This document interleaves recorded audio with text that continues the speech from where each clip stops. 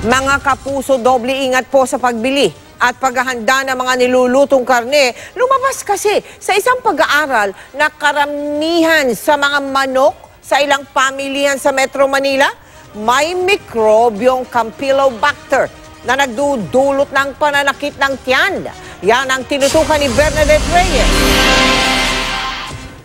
Manok ang isa sa mga paboritong lutuin at ulam nating mga Pinoy. Pero sa isang pag-aaral ng University of the Philippines Institute of Biology, sa 265 na iba't ibang parte ng manok na nakuha mula sa 15 palengke at 15 supermarket, 78% o halos 8 sa 10 parte ng manok nakitaan ng Campylobacter bacteria. Kapag pumasok sa katawan ng tao ang Campylobacter bacteria, maaari itong magdulot ng labis na pananakit ng tiyan. Mahirap daw matukoy kung saan nakukuha ang naturang bakterya, pero kahit raw sa ibang bansa, mayroon ito. Even in Europe, sa mga high-end supermarkets, ang level of contamination is about the same, 67 to 70%. We don't know kung saan nanggagaling yung contamination. It could be dun sa dressing plant or during transport or during the handling, especially sa mga wet markets wherein yung mga chicken are on open display.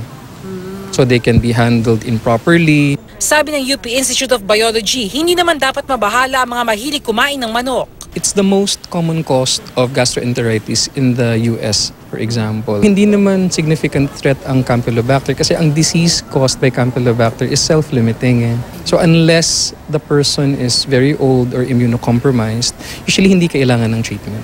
Ayon naman sa DOH, hindi na kamamatay ang pagkain ng karneng may Campylobacter. Kadalasan daw nagdudulot lang ito ng diarrhea. Kaya importante raw ang paglilinis at pagluluto ng mabuti sa karne ng manok. So pag niluto ng maigi yung manok, yung Campylobacter po ay kusa nang namamatay. Pangkaraniwan, nakukontaminate ng Campylobacter pag ang luto sa manok ay iniihaw ito, kaya ingat sa pag-ihaw ng manok, lalong-lalo na kung hindi po nasisiguradong lutong-luto. Bernadette Reyes, Nakatutok, 24 Oras.